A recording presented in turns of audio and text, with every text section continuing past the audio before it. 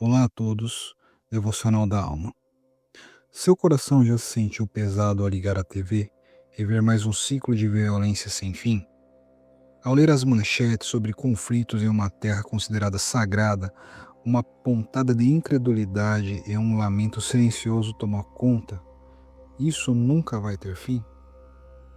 É como observar uma tempestade eterna no mapa mundi, um ponto de turbulência constante que desafia toda a lógica diplomática e militar. Uma névoa de guerra e discórdia que parece impenetrável.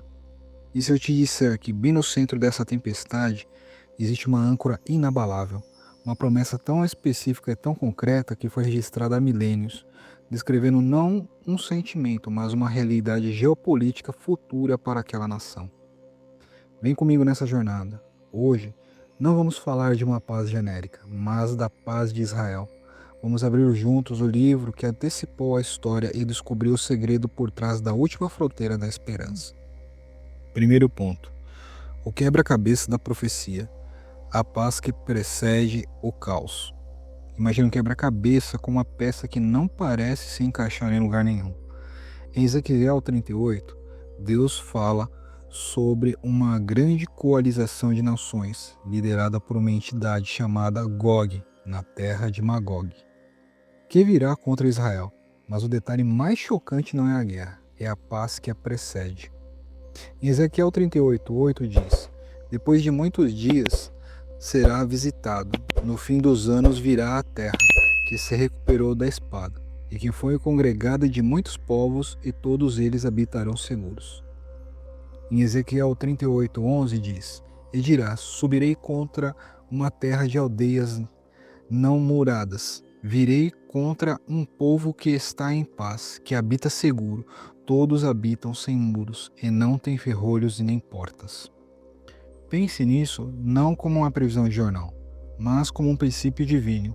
A paz que Ezequiel descreve é tão profunda que a nação se sente segura a ponto de desativar suas defesas. A aplicação para nós é: a verdadeira paz de Deus às vezes desafia toda a lógica circunstancial. Na sua vida, você já experimentou uma calma inexplicável no meio do caos? Essa é a mesma qualidade de paz sobrenatural que a profecia descreve para Israel. E o que isso mexe em você? Que situação em sua vida ou no mundo hoje parece totalmente sem esperança, onde a promessa de paz soa como uma fantasia? E anotem um pensamento rápido. É como um castelo de areia na praia, construído na maré baixa. Todos à sua volta sabem que a maré vai voltar, mas por uma ordem sobrenatural as ondas se mantêm congeladas a centímetros da muralha. A paz de Israel um dia será esse milagre visível e tátil para o mundo todo ver. Segundo ponto: o pacto de ferro não é uma sugestão, é uma aliança. Promessas humanas são feitas para serem quebradas. Tratados de paz são renegociados. Mas e quando a fonte da promessa é o próprio Deus? A Bíblia não usa uma linguagem de talvez. Ela fala de um pacto, algo ratificado pela própria autoridade do universo. Em Ezequiel, Deus é ainda mais específico. Nós lemos em Ezequiel 37:26 a seguinte informação: e firmarei com elas uma aliança de paz. Será uma aliança perpétua com elas, e as estabelecerei, e as multiplicarei, e porei o meu santuário no meio delas para sempre. Um pacto é incondicional para a parte que a estabelece. A aplicação prática para nós é: a nossa esperança não está na volatilidade das nações, mas na fidelidade de Deus à sua palavra. A próxima vez que você duvidar de uma promessa de Deus para a sua vida, lembre-se do pacto com Israel. Se ele é meticuloso e fiel com uma nação, quanto mais ele será com você, que é seu filho. O que significa para você, pessoalmente, saber que as promessas de Deus são pactos e não apenas palavras de incentivo? Com essa verdade, altera a forma como você encara seus próprios vales. Pense no pacto de paz para Israel não como um tratado de papel guardado em uma gaveta, mas como uma muralha de aço invisível que Deus mesmo construiu ao redor da nação. As portas dessa muralha serão abertas apenas quando ele disser, e não quando os exércitos inimigos baterem. Terceiro ponto, o cenário final. Quando a paz será a paisagem. As profecias não terminam com a derrota dos inimigos. Elas pintam o quadro do depois. É uma visão tão radical que redefine o que entendemos por paz. Não é apenas a ausência de guerra, é a presença de uma harmonia cósmica. O profeta Miqueias e Isaías nos dão os detalhes finais, como lemos em Miqueias 4, 3 e 4. E julgará entre muitos povos e castigará nações poderosas e longínquas, e converterão as suas espadas em enxadas e as suas lanças em foices. Uma nação não levantará a espada contra outra nação, nem apreenderão mais a guerra, mas assentar-se-á cada um debaixo da sua videira e debaixo da sua figueira, e não haverá quem os espante, porque a boca do Senhor dos Exércitos o disse. Isaías 32:18 nos fala: o meu povo habitará em moradas de paz, em tabernáculos seguros, em lugares quietos de descanso. A imagem da videira e da figueira é a de prosperidade, sombra, raízes e frutos. A pregação para hoje é: a paz final é um modelo de paz que Deus deseja para o nosso coração.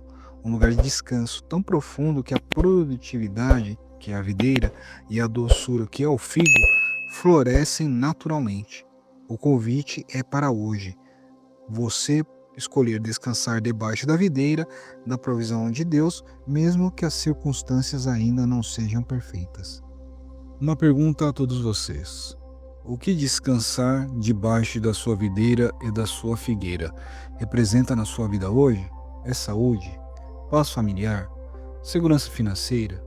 O que você precisa entregar a Deus para experimentar um vislumbre desse descanso profético?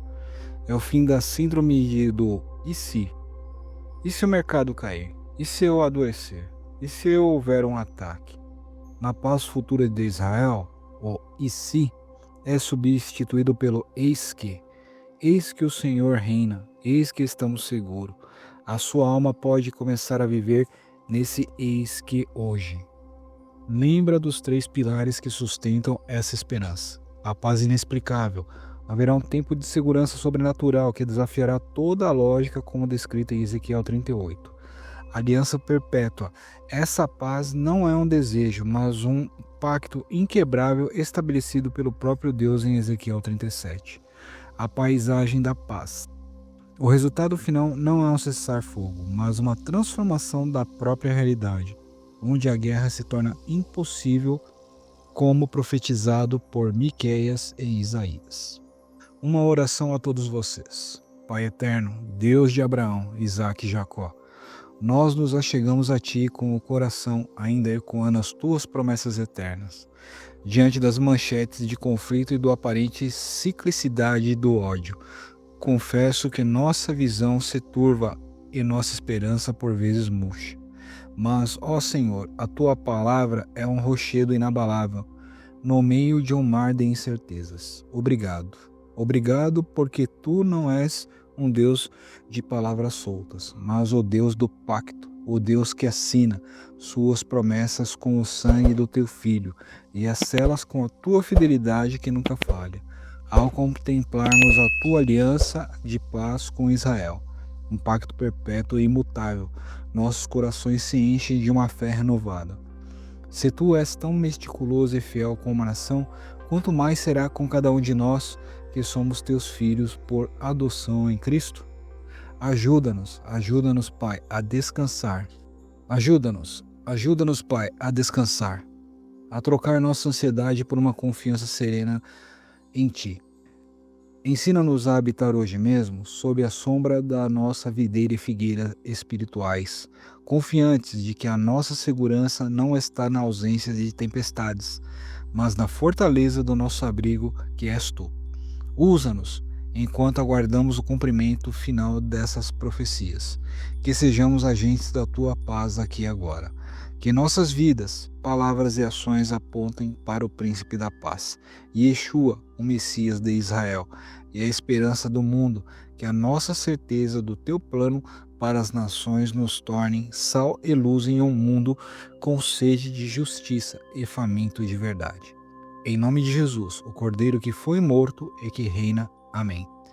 Se esta visão de uma paz futura inabalável tocou seu coração e renovou sua esperança, sua interação é fundamental para que essa mensagem chegue a mais pessoas. Curtam o vídeo, isso ajuda o algoritmo a entender que o nosso conteúdo é valioso. Compartilhe com alguém.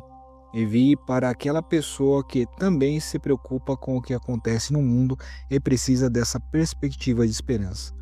Comentem pacto aqui embaixo para eu saber que você crê na fidelidade de Deus, às suas promessas. Se inscreva no canal para não perder a próxima jornada. A paz do nosso Senhor seja com todos vocês. Fiquem com Deus e até o próximo vídeo.